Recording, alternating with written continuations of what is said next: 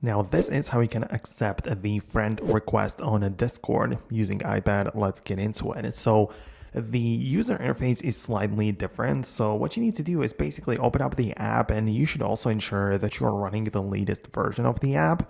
That's kind of important. And then you need to navigate to the friends section. So, you can tap on the profile icon and then scroll down to the friends tab. And you need to look for the pending requests section within the friends tab. So you should be able to find it right there. And in order to just accept it, you need to tap on the user's profile to open it.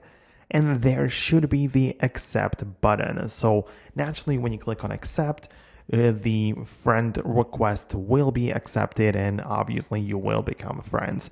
As I say, it's kind of working a little bit different compared to the computer, so you just need to pay attention to the way the iPad's user interface, but that is essentially it.